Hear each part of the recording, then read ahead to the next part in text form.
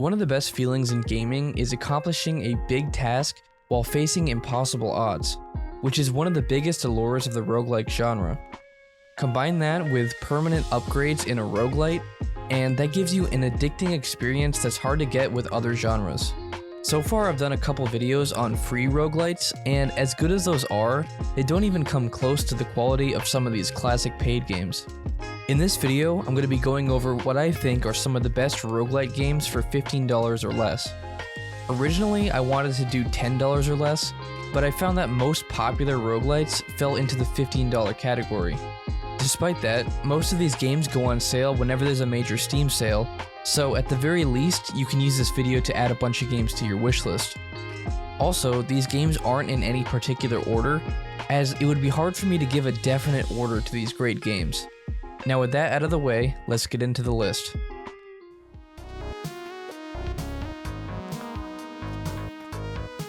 Spelunky HD is the type of game that'll make you rage quit, but immediately turn the game back on for more. It's the type of game that looks very simple on the surface, but holds many fun secrets and tons of hidden content. It's a very satisfying experience to see yourself learn the dangers of each stage as you progress further each round. Even then, Spelunky always finds a way to destroy you and end your runs. Some of the chain reactions that can occur are pure chaos and are often funny to watch. The music in Spelunky is also very catchy and fitting to each stage. The game has much more music variety than Spelunky 2, and I prefer most of the music from the first Spelunky game. Spelunky definitely shows its age, and I think Spelunky 2 is better, but for the cheaper price, you can get a game that's incredibly fun.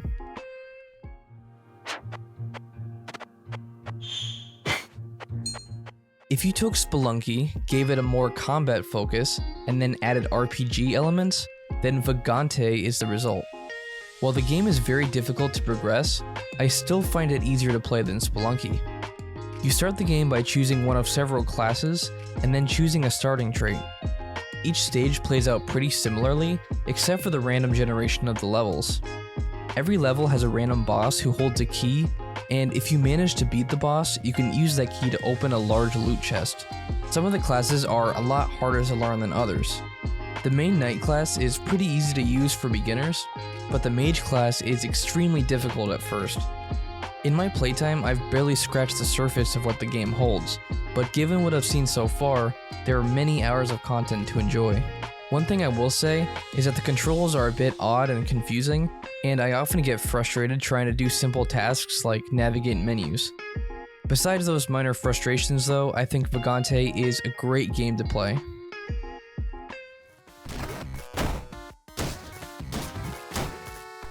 Downwell is a very simple roguelite where you constantly fall into a large hole in the ground.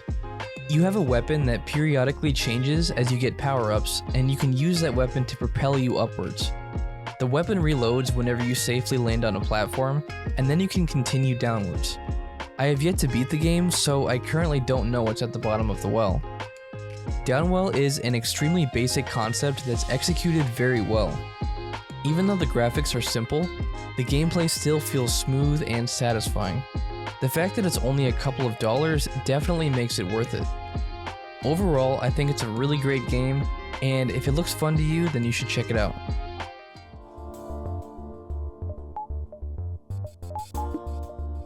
Faster Than Light, more commonly known as FTL, is a much older game that I only recently got into, and I'm really enjoying it so far. The game is a space crew simulation where you need to fly your spaceship through various missions and survive any challenge that may come your way. You need to worry about things such as oxygen, fuel, and shields to ensure that your crew is safe, all while upgrading your firepower to take on bigger threats. The combat is simple on the surface, but it holds a lot of depth as you learn the mechanics. You're able to pause the game to strategize your next moves, and then unpause it to carry out your plans.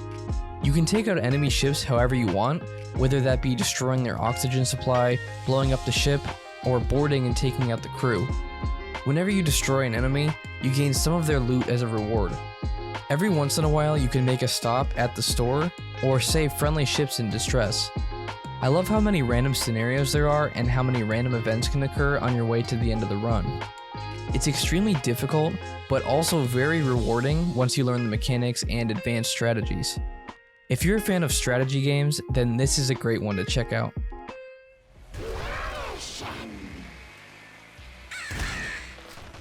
Nuclear Throne is an insanely underrated roguelite where you play as mutants after a nuclear apocalypse. The game's main goal is to make it to the end and claim the nuclear throne, which I'm honestly not sure what the point of the throne is, but it's still a lot of fun. You have to blast your way through bullet hell hordes of enemies, all while leveling your character and finding useful weapons. Some of the explosive launchers are extremely fun to use, as they blow up huge chunks of the map along with your enemies. The game also holds a few small secrets, sort of like Spelunky, but not quite as expansive. It's sad that I don't hear more about this game online, and I think it should get a lot more attention from roguelite fans. This is one of my favorite roguelites to play, and I think it's well worth the money.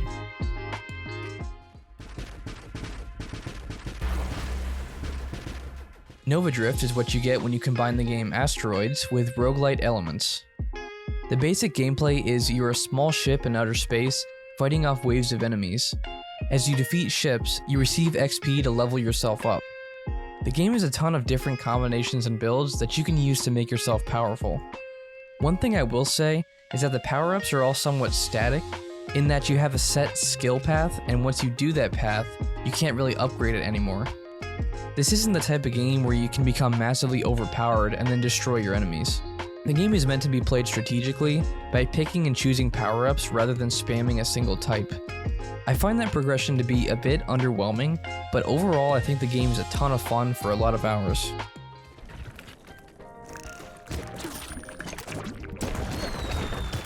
Voidigo is a really unique roguelite that's hard for me to describe exactly what it is.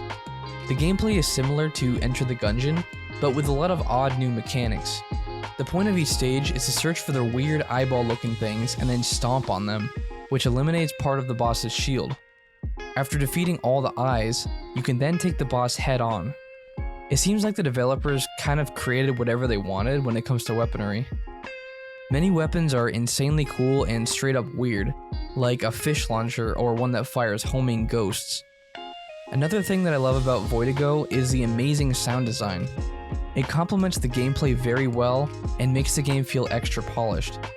That, combined with the great particle physics, makes it feel satisfying to play. While exploring the map, you can journey to side areas where you complete challenges for loot and weapons. It's an extremely underrated game, and if you think it looks fun, you should definitely check it out.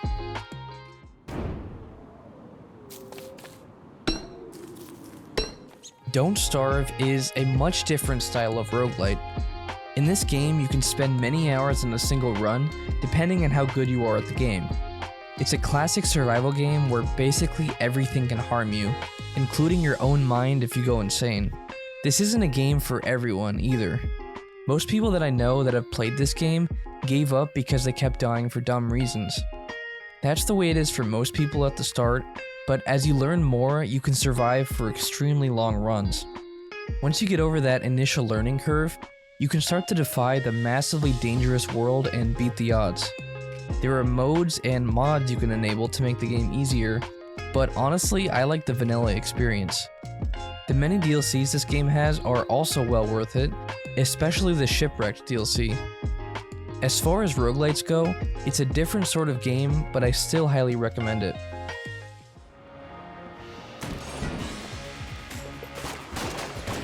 Enter the Gungeon is another great roguelite where you can tell the developers put a lot of creativity into it.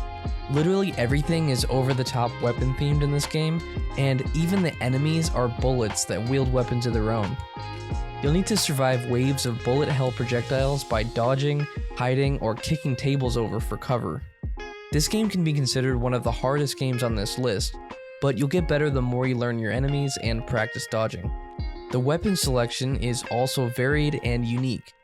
If you want challenging gameplay combined with fun mechanics, then Enter the Gungeon is a great game for you.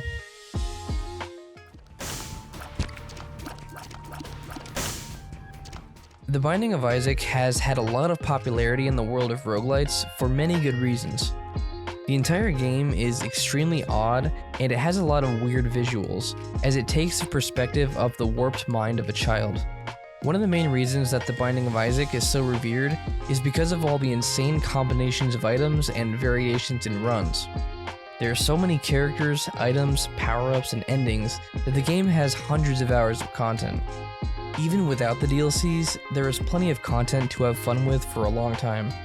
And that's going to be it for the best roguelites for $15 or less. If you found this video helpful, leave a like and subscribe to Cubold Gaming. Thanks for watching, we'll see you in the next video.